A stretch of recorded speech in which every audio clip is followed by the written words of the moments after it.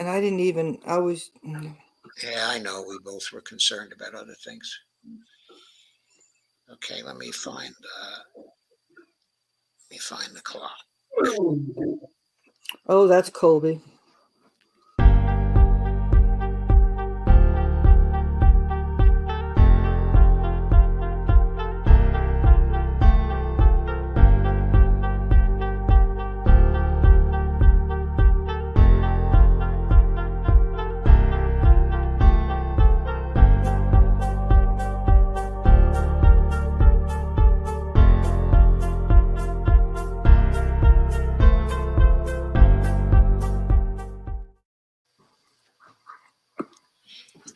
Hi, everybody.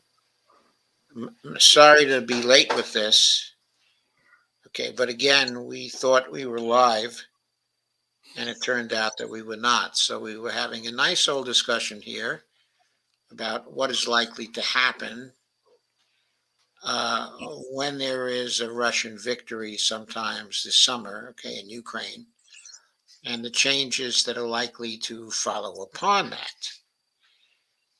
For those of you who are here, thank you for coming and thank you for waiting. We will try very vigorously never to let this happen again. But here we are, and we are ready to launch into our discussion of the possible changes. Thanks, honey. That are likely to happen. And I'm here with D. Piers. I'm Joe Firestone, of course, because Dede says no snazzy red beret guy again. Well, my name is Joe Firestone, and I'm the host of Empowering Democracy. Yes, and we are glad you mentioned in the comments because that's where it clicked that, oh no, we're not live. Not live. We're scheduled, but we're not live. So, uh, okay, we're talking about changes following a likely Russian victory, okay, in Ukraine, part two. I'm here with Dee Pierce, the co-host of Around the World with Brandy, okay, and Dee. And we often go on together. And we're here again. Hi, Kay. We're here again tonight to talk about what kinds of things are likely to happen. And we do think that there are going to be changes in Europe that are rather profound in terms of the relations of Europe to the United States upon a Russian victory. I suppose the reason why we think that, or one of the reasons why we think that, is because Europe certainly needs Russian oil, okay, and gas. It cannot operate successfully on an economic basis without that oil, okay, and gas. And if the Russians take steps to provide it, which we believe they're going to do, maybe I should say not simply the Russians, but the Eurasian powers, if they take steps to provide the natural gas, okay, that Europe needs and the oil that it needs to keep going, then after this war, okay, is over, we don't think that the European nations, okay, are going to want to continue the Ukraine war or have a post-war buildup, which is designed to create the capability to continue the struggle to accomplish a defeat of the Russians and a breakup of the Russian Federation. Okay. I guess we don't think that's going to happen. We think it's more likely that NATO is likely to break up itself. Okay. Why do we think that? Because the truth is going to be apparent to people in Europe that the United States attacked its ally, specifically Germany, to end the possibility that the Germans might make an agreement with the Russians. When that belief becomes a consensus in Germany, which will probably be fairly soon, there will also be a consensus that we don't want to be allied with the United States anymore because they attacked us. They harmed our industry. They harmed our people. They created a hard winter for our people in 2023 and a likely even harder winter in 2024. So naturally, they'll think we can't rely on them as allies anymore. So then, how did they not become allies, with the United States? They can either work with other European powers to break up NATO,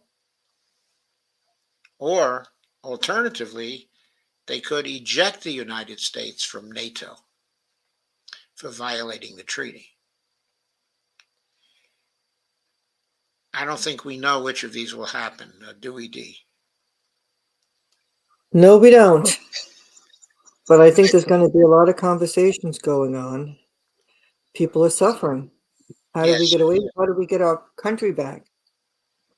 I mean, people are protesting.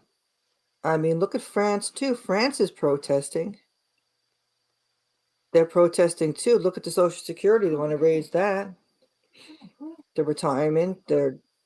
It's the whole place is a mess. Yeah, so Day Day asks a question. It's a very good question. Will Germany have the cojones to quit their girlfriend, the United States, with all of those bases there? Well, in my view, there's going to be tremendous political pressure on Scholz. I think his government is going to fall. When it falls, somebody new is going to take over. That somebody new is likely to be somebody more right wing, and nationalistic. And uh, they will probably follow one of two courses: either get out of NATO or work to kick the United States out of NATO. As far as with all those bases there are bases there, but compared to the size of the population of Germany, we don't have the troops there to try to take over Germany. Okay.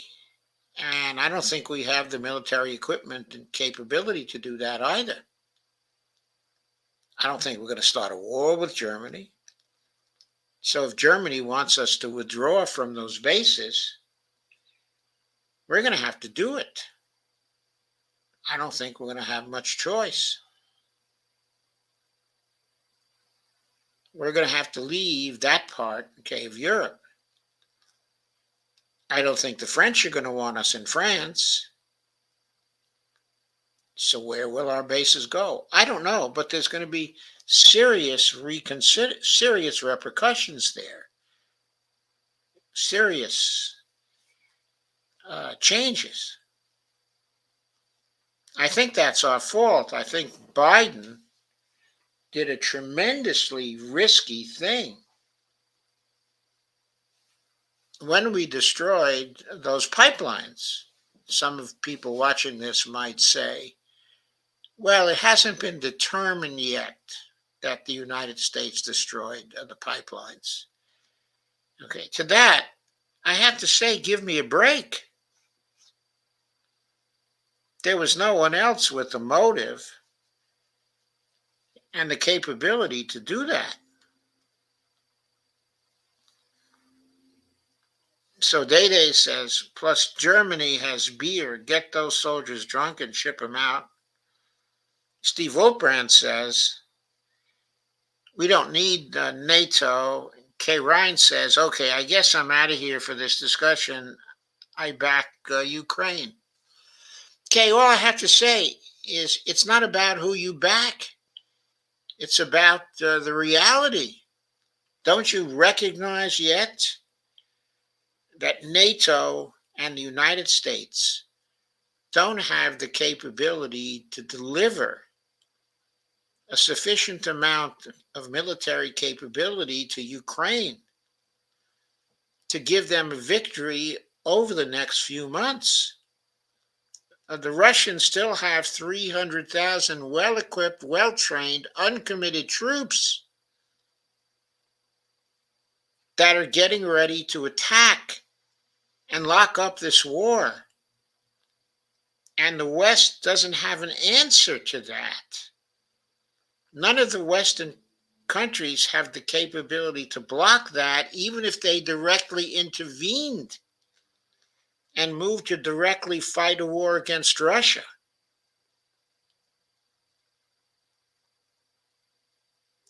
And then, of course, as Steve Wolfbrand said, there's a risk of nuclear war. Nobody wants to risk it. By the way, Kay, in case you don't know, the Russians have a nuclear advantage over the United States. They have more warheads, and they have hypersonic missiles to deliver them.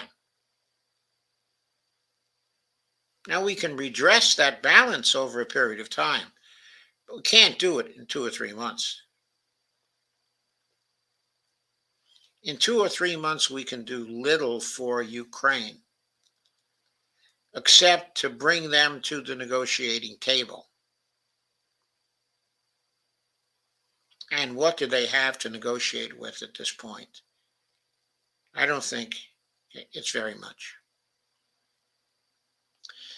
So I see big changes in Europe coming. Evelina Ponte is here tonight. Hi, Evelina. I'm so glad to see you again. It's been a while. Evelina says, respectfully, I would like to say to Kay that if she cares about the Ukrainian people, she can work for peace. I have the same feeling. People who cared about, the Ukrainian people should have been working for peace from the start of the war. Since the war started, from before the war started. Okay, so one thing we think will occur is major changes, in Europe. Let's move to Latin America. Day Day says, we'll catch you later. Grandbaby is crying. See you later for now. Thanks, Day Day. So, D, how do you view the repercussions in Latin America of a loss by the United States? Or I should say, a loss by the collective West. I think their eyes are with BRICS. For them, for the U.S. to lose power, for those nations, it's a positive because the U.S. and NATO. Well, the U.S. has always been involved in coups in South America, so for them, it's a it's positive for them. They've been working with China, and they're working, in the whole cooperation with China, and so for them, I think it's a positive because the U.S. is Well, some of it them has are always been working a with problem. China. I think some of them are working with China. Yes. But I think there are many that are not yet working with China. Uh, I think there are many nations of Latin America still wrapped up with the dollar. Mm-hmm. Okay, so Brazil has joined BRICS, but some of the other large nations, in Latin America have not. And also, the way Lula is likely to play it is that he's likely to work with BRICS, but continue to work with the Americans as well. He's not likely to put all his eggs in one basket, is he? But Lula was one of the founding people He with was BRICS. one of the founding people of BRICS, And but that Argentina didn't. wants to join BRICS, as Evelina said. Yes, Argentina wants to join BRICS. Yeah, I noticed that too, Argentina. But the question I'm really asking is, if Latin Americans join BRICS, does that mean they're not going to continue to trade with the United States? The philosophy is cooperation, and that's where the U.S. has to change its thinking. The U.S. has to look at things of everybody cooperating together and that each country is benefiting. That is what we should have been doing, and that's what we should do in the future. But what happens if we decide we're going to double down on our current policies, and every time there's a socialist group that takes over a Latin American nation, we're going to try to overthrow the government through a coup? Is that going to continue to work, okay, in Latin America? Okay, and I suppose even more to the point, but given the loss of the Ukraine war by the United States and the associated moves by the BRICS nations to form a larger bloc, and the continuation of the Belt and Road Initiative, which will have to go through Ukraine, okay, in order to be completed. Uh, will the Latin Americans view the United States as in a weakened state and be less inclined to go along with coups, okay, or attempted coups, or will nationalism arise, okay, in Latin America and insist on throwing the U.S. out? Is that what we're likely to see? I think we're likely to see them throwing the USA out. I think countries are fed up. How many coups in Latin America? I mean, a lot.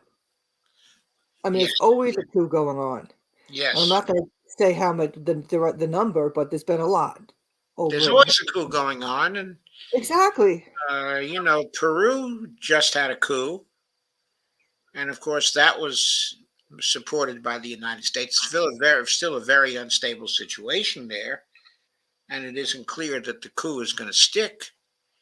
But it was certainly supported by the United States, and the indigenous people are totally opposed to the coup and to the cousters. And the question is whether they can hold on there. And what impact will a victory for Russia in Ukraine have on that? Have an opinion, okay, in Peru. I think that, these countries are fed up. They're fed up with the U.S. constantly doing what we do. Yes, I think so too. But are they fed It's up just enough? Okay, are they fed up enough to totally reject the traditional right wing politicians and kick them out also? Because they're that's what domestic agents of the US in those countries. well, that's what's going to have to occur. They're going to have to kick out those right wing people because that's the problem in all these countries. The small group of elites. And where does Venezuela fit? Mhm. What will this mean for Venezuela?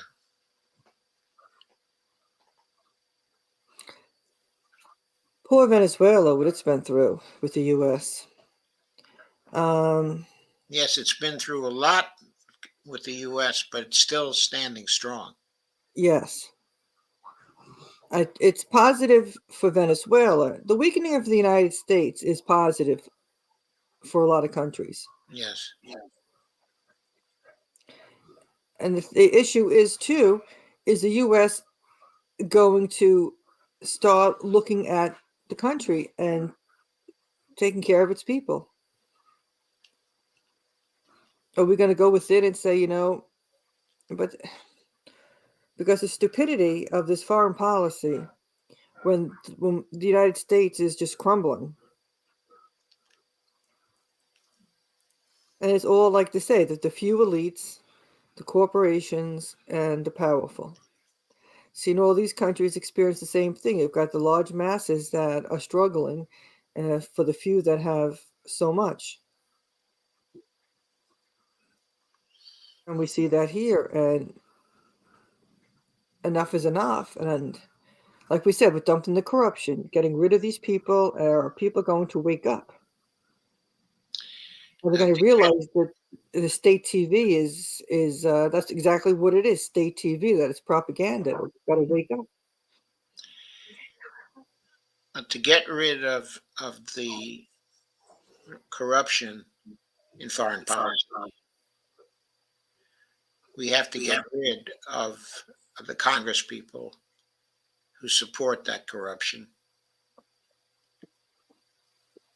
and we have to get rid of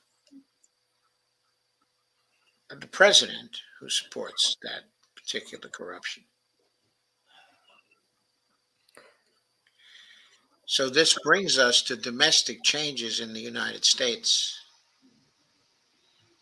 And when I come to think about that, I also think about uh, one of the reasons why we're losing, okay, in Ukraine, or why the collective West is actually losing, okay, in Ukraine, is because we transferred a lot of our manufacturing capability to the Far East, and we don't even have the military manufacturing capability any longer to equal what the Russians can do militarily. Mm-hmm. That's one thing the Ukraine war is showing. When it amounts to the capability to fight a ground war, we don't have the capability to produce the tanks, the shells, the bombs, the missiles. We don't have the capability to produce those in the quantities the Russians can. And Mm-hmm. I'm not even talking about the Chinese yet. Because we went and put our manufacturing overseas, cheap labor. I understand why that happened. But And this is where we are. the fact is that it has happened. So if we want to continue trying to militarily influence events in other parts of the world, we're going to have to increase our manufacturing capability when it comes to armaments far beyond what it is today. And also, we're probably going to have to do it by not spending a whole lot more. I mean, we have a very inefficient industry in the military area right now. Okay, because the Russians are bettering us in military manufacturing capability with a small fraction of what we spend. That means that our military industrial complex is not very efficient. It's full of fat, it's full of profits. It insists on that fat and those profits. Right, capitalism, crony capitalism. And okay, if we want to militarily respond by strengthening ourselves, we're going to have to end that system and totally reform it. I don't see any will to do that here in the United States. I mean, I see a will to spend plenty more on the system. They might do that, but to introduce the kind of efficiency the Chinese and Russians have in their system. I mean, I don't know if we are ready to do that. The US, like we said, they're slow. They're fast to go in and do all these different military coups and operations and whatever. But on other areas, they live in denial. They don't see the true picture. We live in denial, even when it comes to assessing our own military capability. I mean, obviously, we were completely mistaken about our capability to supply the Ukraine with sufficient weapons to handle the Russians. So this was a gross miscalculation. Okay, I don't think anybody's been mentioning that yet. But what kind of incompetence is this? We had no idea the Russians were so strong in manufacturing in this area. We had no idea that they had the capability to outproduce us by so much. The truth is, we transitioned to a peacetime economy largely, and we don't have the military production capability that we had even in the Cold War any longer.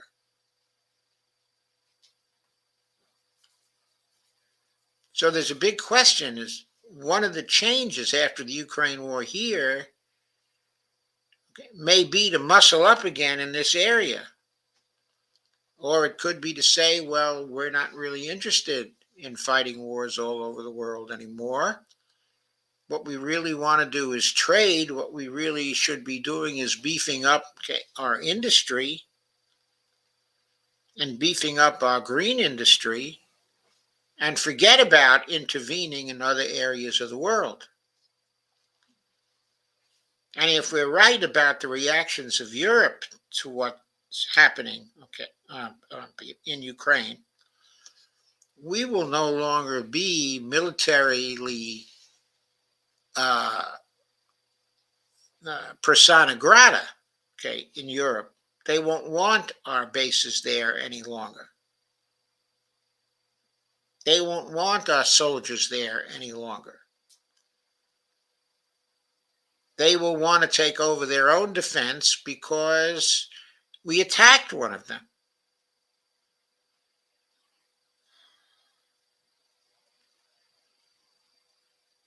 So if that's the case, part of our military capability was to have those bases over in Europe and to be on the ground over in Europe. If that ends, then we have to compensate even more by getting stronger here at home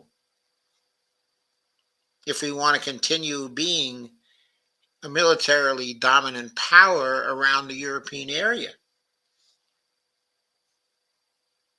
If the Europeans no longer want us there, that may be the end of our military dominance in Western Europe. They may grab their own defense and take it in their own hands.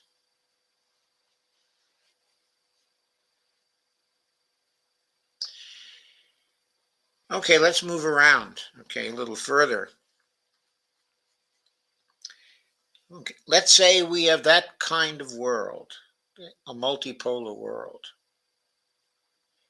where Europe as a collective is one of the poles.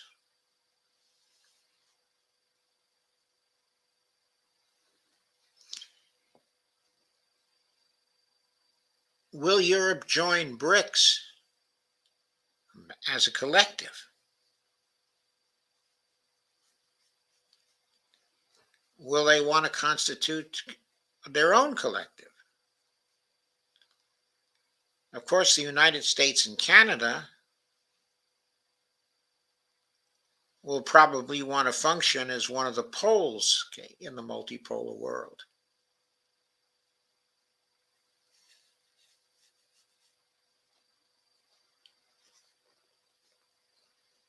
So that is likely to happen, but it's a real question whether Europe will come together and constitute one of the major powers of the new world. They have the technical capability to be one of the major powers, but do they have the resources? And do they have the will to come together in that way? I have to say that I don't know. Well, I think everybody's really got to think, spend time assessing the situation. And I know there's been so many changes when you had all these refugees coming in, and just there's been so much change. And people are used to their life, um, just the routine, the way things are, and everything's been changing. People are struggling. People are questioning everything. But are the governments aware how the people feel is another thing. God bless you, honey. So we have the comment, okay, from Evelina. Latin Americans want to form their own bloc, CELAC. It needs to replace the OAS. That will be hard. And she says there will be attempted coups and U.S. intervention for sure. In the Southern Cone in particular, the UK base in Malvinas is a direct threat to the region. Lest we forget, to be fair, the US is not the only menace. It's true, but how much military power do the British really have, okay, in Malvinas? How much military power altogether do the British have right now? How many troops do they have that they can spare to intervene in particular situations? I've never seen Britain so weak as it is today in my lifetime.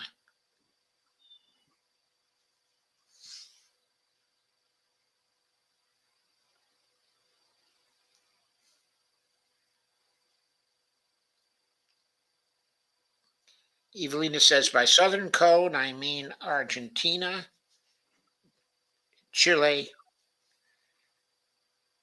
uh, okay, and Uruguay mainly, okay, also Paraguay. Evelina says they have missiles that can reach the mainland.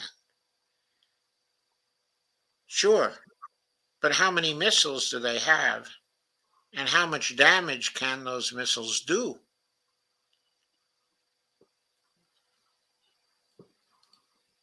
Okay, I don't think the UK has the capability to produce many missiles, do you?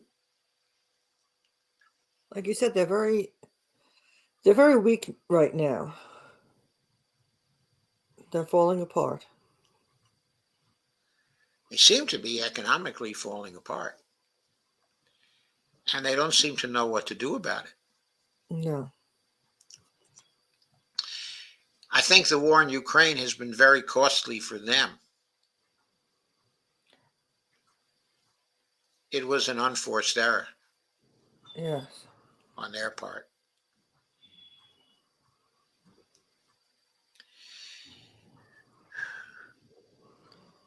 Yes, it was a costly error.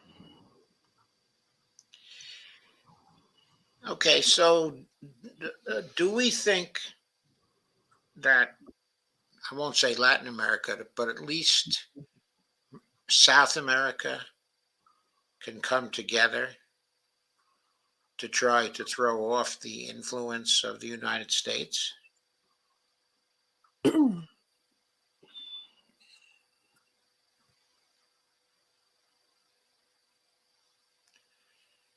Can they create, okay, an alliance, okay, in South America I think it would be great if they could. to prohibit interventions by the U.S. in South American affairs? In other words, a Monroe Doctrine in reverse. I would hope that they could. Well, okay, the nations of South America, okay, as a unit, have a much greater population than the United States alone. There are 220 million people in Brazil alone. Hmm.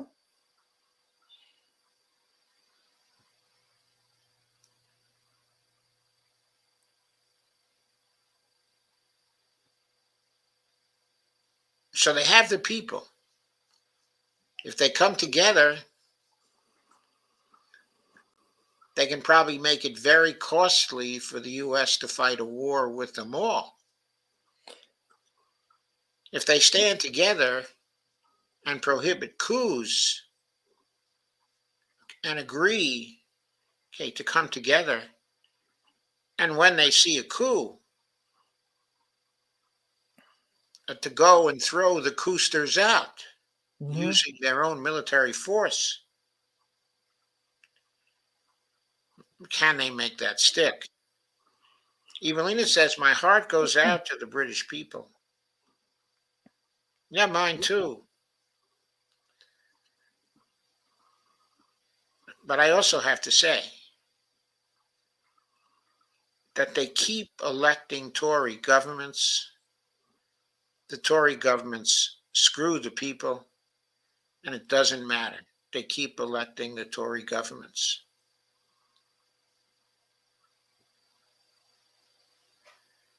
So I have to say they're deserving what they're getting.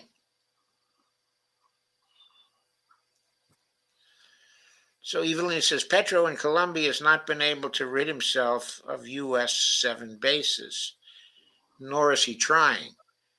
Well, maybe that's why he hasn't been able to get rid of the bases, because he's not trying. He's being more cautious. He doesn't want to be cooed.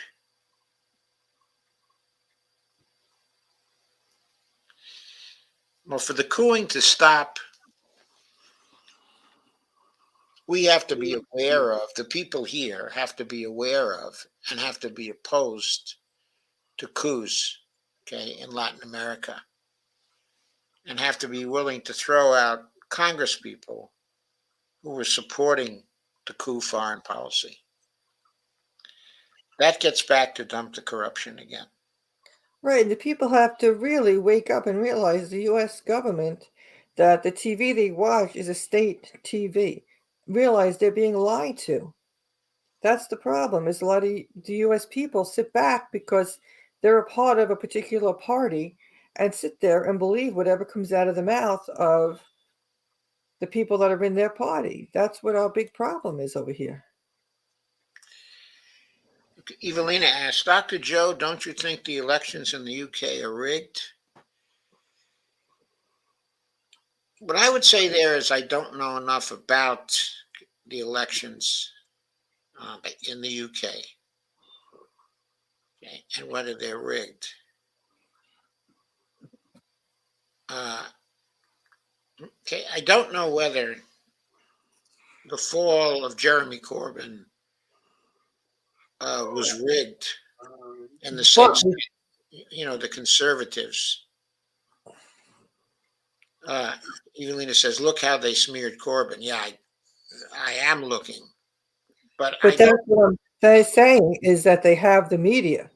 They strongly use the media against Corbyn. Yes, yes, they have the media. Okay, but the question is, why was the public so credulous there? Well, it's the same here with people. It's the same here with people. Yeah. Yes, I agree. It's the same here.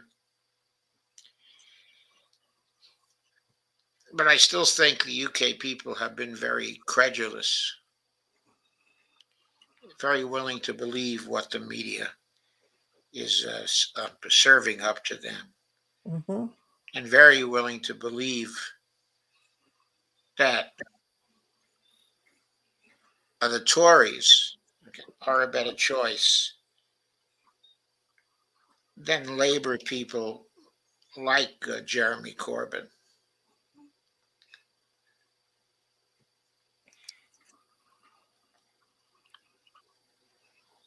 But I suppose to answer the question, okay, I think that the UK has many of the same problems in its politics as we have here. So,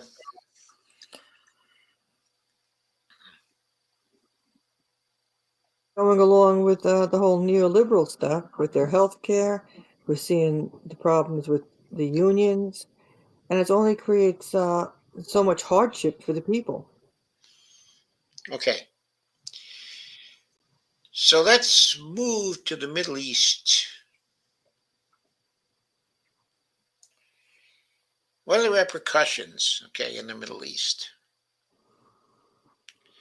What are we likely to do? Okay. Are we finally going to get out of Syria? Or are we going to keep our troops there siphoning off the oil? I think the Russians and Turks want us out of there. Yes, they do. And We the will not Turks welcome you. and the Turks are getting increasingly unfriendly. Right, we would never welcome. But they will also shortly come to believe that we don't have the military power to do anything about uh, continuing to stay in the Middle East, that we Hmm. don't have the military power to force themselves on us or force ourselves on them. Right, and I that's choose what's really showing right now. It's on full display. because the military power not only includes the men, but it includes the armaments, it includes the weapons. And the fact that we don't have the weapons to send to Ukraine also suggests that we don't have the weapons, you know, to sustain proxy wars in the Middle East anymore either. No, we don't.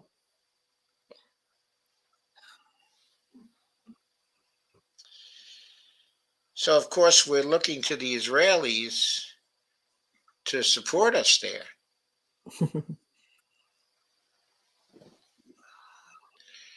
I suspect though that the Israelis are very soon going to have their hands full with the Arab nations, since the conflict between the Sunni Arabs and the Shia Muslims, is just starting to end. And yes, and Israel, they've got a big blame game. I saw an article on that. They're all blaming each other and going back who's at fault. So they're in disarray right now anyway, and the country's has this protest, and so much is going on in Israel right now. And they had that whole plan with the U.S. They can, you know, line up everybody to be against Iran, and that's fallen apart. So, If Iran and Saudi Arabia decide to end their conflicts over the Middle East, which of course is what the Chinese are trying to get them to do, right, then you got peace in Yemen, and and probably peace in Syria also, Right. and probably a much more stable Middle East. And that's exactly what Israel doesn't want and the USA doesn't want. Yes, but we may be likely to see a movement towards that.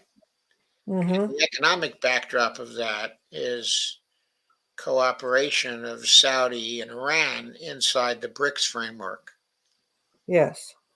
with Russia and China.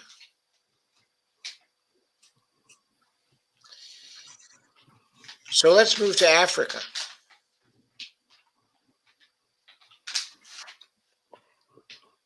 Yes, Africa is very appreciative of China because there's a difference. When China speaks with African leaders, it's always on an equal conversation. Russia the same. It's always equality, and there's no one is superior or better than anyone else. And the US has this attitude of superiority. So Africa, a lot of the African countries are, in sync, and they are grateful for what China's been doing for them and working with them as equals. Well, people from the African countries, leaders of the African countries, are now on record saying to the US, you are no longer the only game in town. Mhm. And that's truth. Stop treating us as your inferiors. Hmm. The question, will we do that? Will we take what they're saying and get serious about working with them for their benefit? What will we be willing to do for them, which the Chinese are not?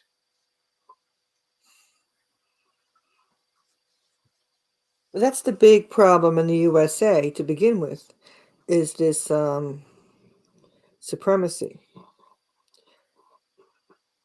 I mean, that's just in our own country how they look at each other. Certain people look at each other as better than others and all of that. That's a major problem. So, I mean, the US has really got to come down some notches and really look at the world the way it is if they can get out of their state of denial.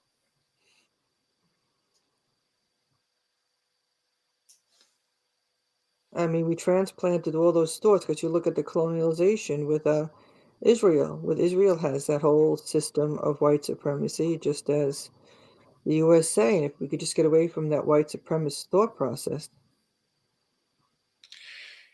We have a number of bases over in Africa. yes. What influence do those bases give us in the new situation with the Chinese pursuing the Belt and Road Initiative?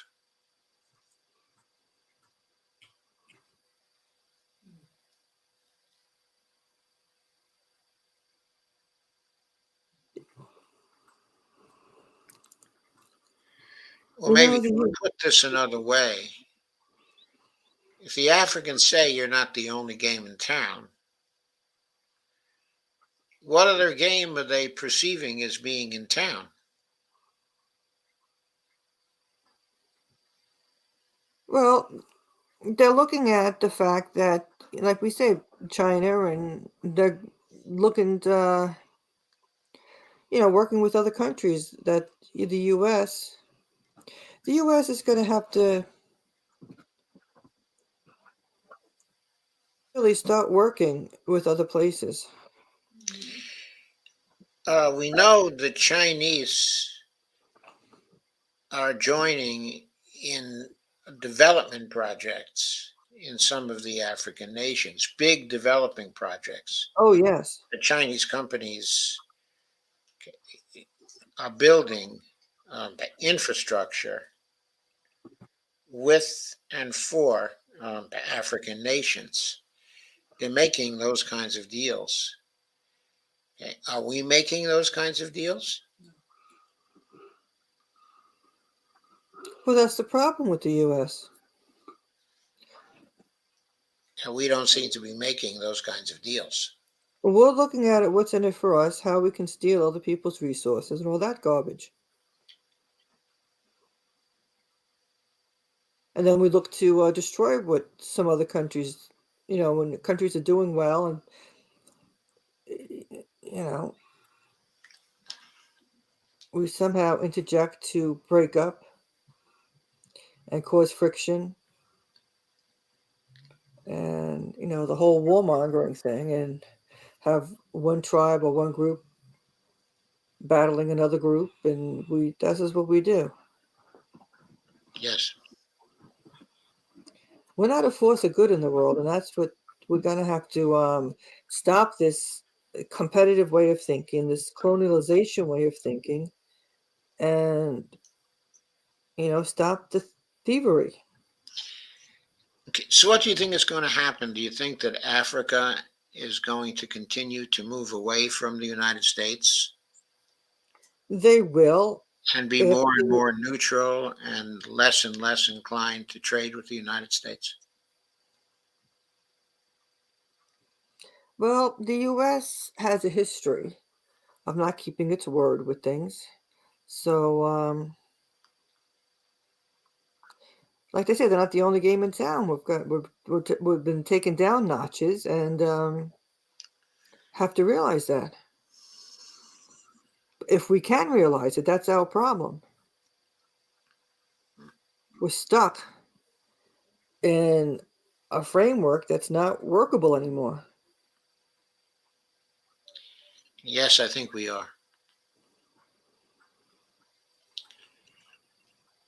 Okay, so D, I think this has been a very interesting discussion. Yes, I think so too. Okay, I think we have not completed the discussion of changes following a likely Russian victory, okay, in Ukraine. Mm-hmm.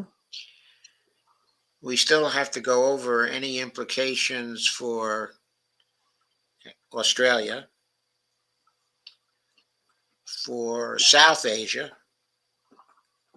okay, basically India and related countries. Uh, we still have to discuss the implications for Southeast Asia,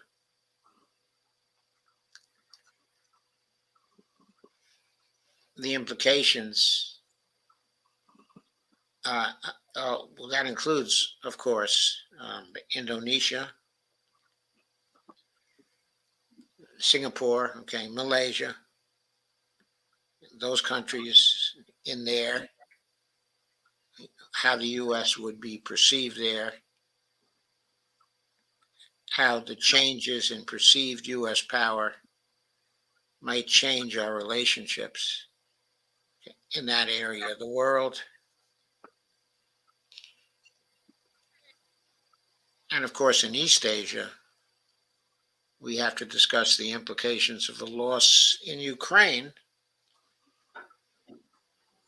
in relation to what's going on in Korea, also Japan. So there's still a lot of significant things left for us to discuss. Oh, yes. But I think we're nearing the end of this hour and won't have time to discuss these other areas. Mm-hmm. Yes, I was so happy to see Evelina here because she's so educated when it comes to South America. She is, yes, and I'm very happy to see you back also, Evelina. Uh, so let's postpone this discussion for another week and convene again on this topic next Tuesday Okay, that for sounds part 3. okay. Tomorrow on empowering democracy. Oh, by the way, we also have to discuss the implications for American democracy of a failure, okay, in Ukraine. because it's likely to have internal implications here as well. Hmm. And that's going to be a can of worms. Oh, yes. In other words, if a defeat in Ukraine has happened, that's going to have an impact on how people view the Biden administration. And I think on net, it's going to be favorable for the Republicans, suggesting a likely comeback for Trump, unless we can really get this stump the corruption campaign going to the point where we can replace wholesale our leaders and decision makers and legislators who have been taking the big money. So we have to That's discuss that going. also. So much remains to be discussed. This might well take two more Tuesdays after this one. Yes, and as things go forward, we're going to want to discuss. We don't know. Another week goes by. You know, sometimes we see something. Something going on, and how does it change? How to and look at Yes, what's yes, happened in the past week. yes. We have to keep track of events. Okay, certainly. Okay, I certainly think the development of a major offensive, okay, in Ukraine by the Russians, which everybody is expecting, but if we really see this steamroller of 300,000 troops starting to intervene, I think it's going to change a lot of outlooks right then and there. Yes, and it's been cruel to keep this going. It has been very cruel. The people who are in Ukraine. It's Yeah, been cruel. and it looks like it's going to get even more cruel. Yes, and when does the U.S. wake up? It doesn't. It just lives in this mental framework that is a problem. That's the most, I think, among the most disturbing things about the neocon foreign policy, that it doesn't seem to matter to them how their policies hurt people. No, they don't. If they had any shred of decency, okay, and morality left, they would have enforced the Minsk agreements and never even gotten into war with the Russians at all.